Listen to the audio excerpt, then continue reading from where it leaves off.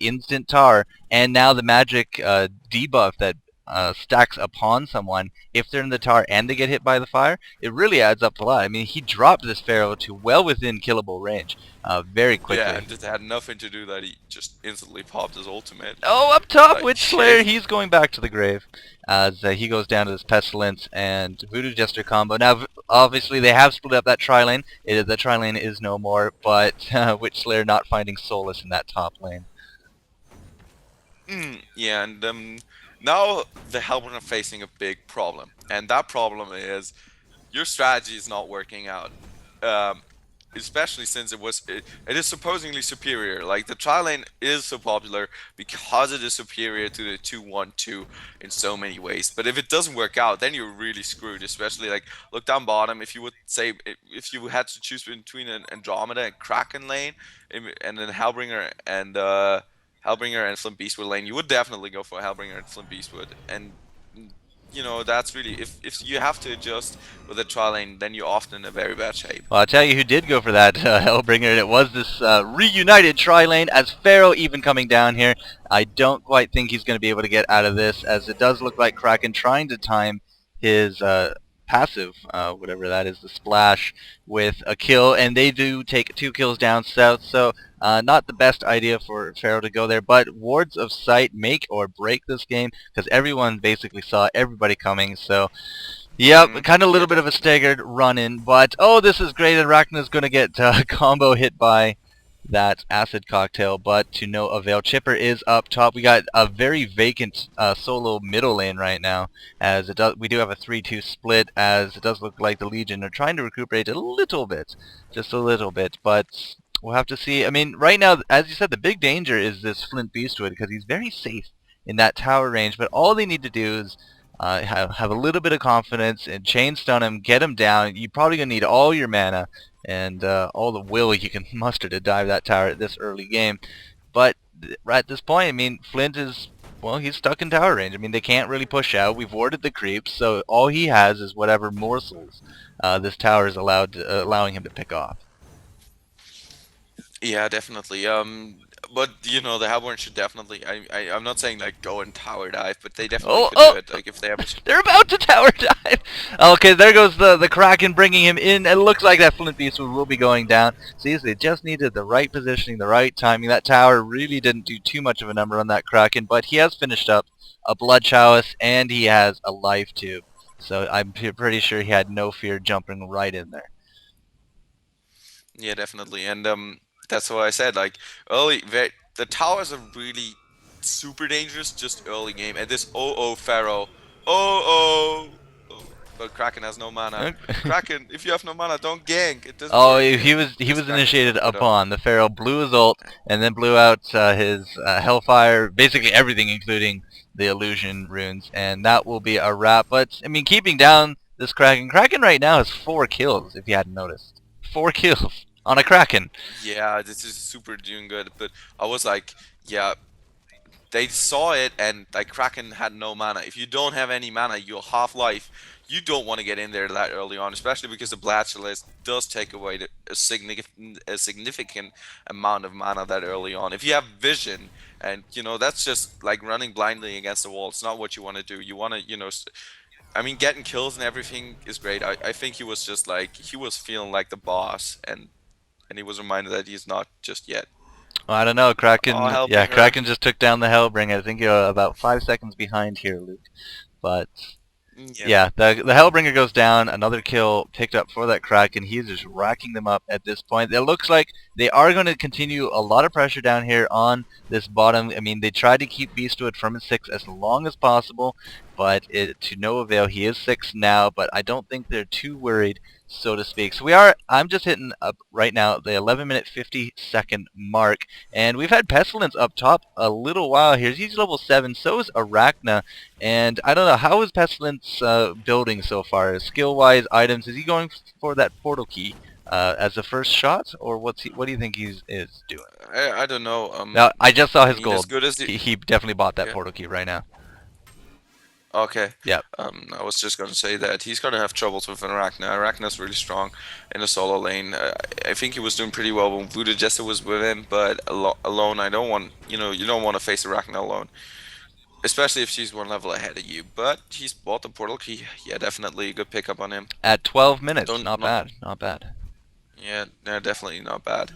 Um, but this Pharaoh sitting there, oh, is he gonna do Well, anything? they did do something. I'll tell you exactly what he did. Threw up the mummies, threw out a snot rocket, and 2 kills there for Mr. Flint Beast. What it looks like this Pharaoh wants to bring down this Kraken, but Chipper is going to come out of the woodwork, so to speak, and that magic stacking dot on the tar with the saw blades is going to take him right back down. We do have Flint now coming into position, but he is really low on mana. Can't actually fire off anything, although his explosive flare just came up, and that does leave us with a Pestilence Voodoo Jester to kind of cover the lane, so to speak. But definitely a Hellborn win there, as they came out with a Pharaoh kill and a Hellbringer kill, and all they had to do was pay for it with Andromeda and Witchslayer. I didn't actually see whether Chipper poured it in, but I suppose he did Mm-hmm. because he was just there. And that is just, that's what the magic power of homecoming stones that people need to realize. They're so awesome. Most overpowered item in the game. I think S2 should just nerf them. No, just kidding. Core item, kind of. Yeah. If you get rid of the Homecoming Yeah. Stone, you really change the dynamic of the game. Yeah, definitely. I was joking. I love the homecoming stone. It's a super good item, and if used properly, it is super effective. I don't know what Pestilence doing alone here, Well, it down looks like he bottom, wants to set because something up. It's just he has no support. but there's nobody to help. Yeah, he can't do anything No. alone, and he needs to watch out. He doesn't want to, you don't want to get caught. Well, you try to gank somebody, but I don't know whether that's really clever leaving this Arachna alone at top here. Sorry, I was just looking at Pestilence. He portaled into where he thought Andromeda would be, tried to do a stun, and now he's on the run, but it does look like Beastwood, with the help of that Pharaoh, got another kill, and now Kraken realizing, gotta hedge my bets, he's gonna be running away from that fight. So, I mean, I guess Pestilence really did do his duty there. He set up the fight. Unfortunately, he couldn't partake in the fight, but it worked well enough. They were able to grab 2 kills out of it.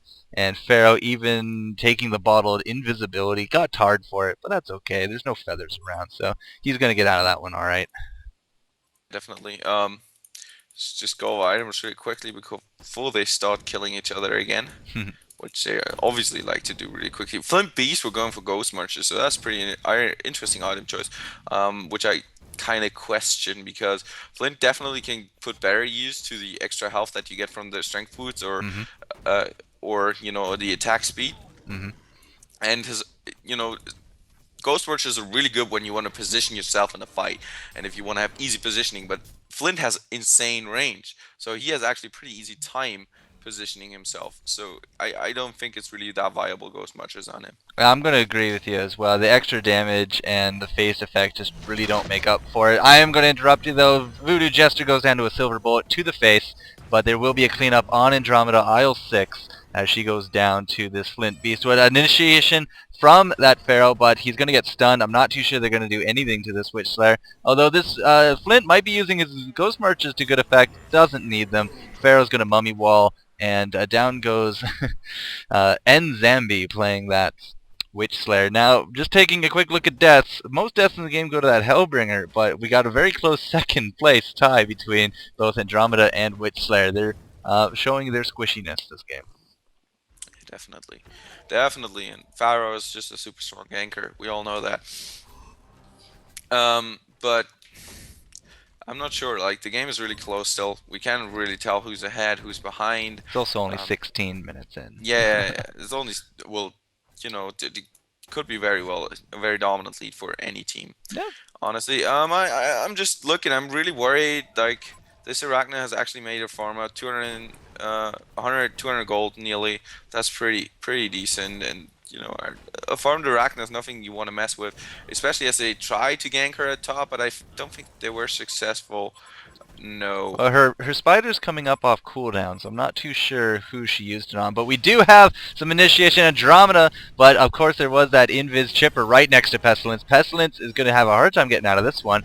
but he does seem to live a little longer thanks to the swap from Andromeda. The Pharaoh was put to good use there, but Flint is going to be cleaning up down here as well. Lots of simultaneous fights going on. Pharaoh should be okay against that Arachna, and now Arachna on the run as it turned out to be a 3-for-1 exchange. Hellborn not in the clear there. Kraken, however, has been up top, put into use his swinging mace, I suppose, whatever you call that, on this lane. That defensive tower will be okay, and it does look like that the Legion don't really care. They want to go for this Arachna kill. Arachna, unfortunately, I don't think you're hiding in there. She is indeed hiding in there.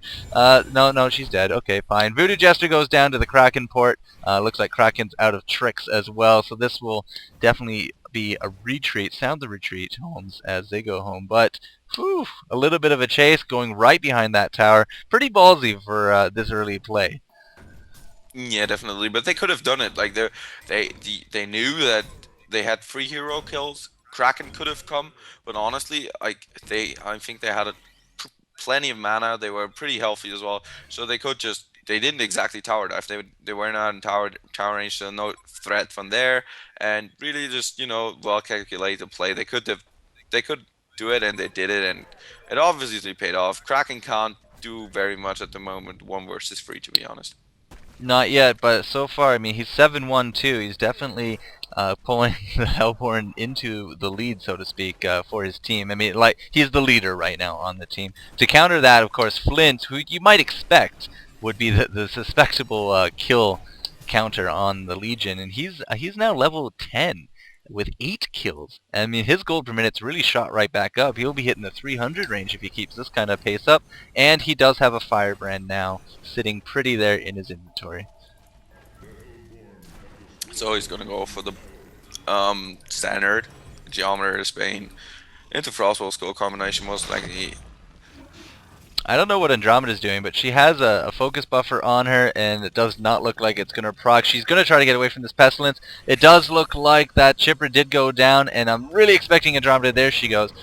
Drops to this Pestilence. Flint Beastwood combo, so another kill there for the Flint. 2 more Hellborn down. I think you're a little too overconfident right now there, Flint, but at this point, I mean, he's like, oh, I got 9 kills. I got my items. It's good times. He's using those Ghost Marchers almost every cooldown he can, and now a little bit of farming. He'll be hitting 11 pretty soon, and his gold per minute did decrease another 10 per minute, so we will see him start really farming very well soon. Kraken is as I said, the counter at this point. He's about to hit that 300 gold a minute mark as well, so it's battle of the 2 titans at this point.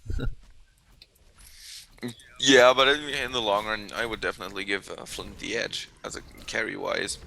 So it's gonna be, it's gonna all come down to how well the Legion can execute a team fight. And I mean, they have the stronger late game power, but in the mid game, I think the Hellborn have the advantage simply because Kraken and Chipper can put out so much AoE damage, and you have nice disables from Woodslayer, and Woodslayer, Andromeda, and Arachna brings a lot of slow as well. So that's pretty strong.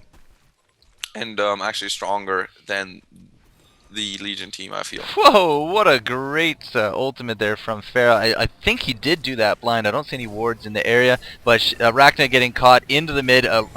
Even Pharmacy here that the Pestilence is porting in for. It does look like Kraken wants a little bit of revenge. It looks like the Pharaoh got caught in the crossfire there, as we do have Pestilence and Voodoo Jester on the run, but they were able to take down that Arachna. I really don't think the Pestilence portal key in was really necessary, because she wasn't really going anywhere between the Voodoo Jester ult and the Pharaoh mummies, but 1-for-1 exchange there, as Kraken got a little bit of revenge. So now he's up to 7-1. Wait, was he at 7-1 before? He might have been. Yeah. Either way. Yeah. His gold per minute is now just actually went down. Never mind. Okay. Invalid point. He's level 11 though, which is not top of the game. Pharaoh, level 13, top of the game. That solo mid experience really helped him out. Unfortunately, he's dead right now, so it didn't help him out as much as you might think. Yeah, sorry, my game froze on me. That's right, I'm at 21, 37, 38, 39, and 40 for anyone listening at home and following along. We are in the 21-minute range of 47, 48, 49, 50. You good, Luke? Nope, Luke is not good. We will return in just a moment, ladies and gentlemen. Alright, well, welcome back, LukDeRiff. I hope that that doesn't happen again. Nah, I hope it doesn't happen either. But I hopefully I haven't missed anything important, like for instance somebody dying. Nope, right now we do got a little bit of a strong power push here up at the top, but, oh, push successful. They're able to crack down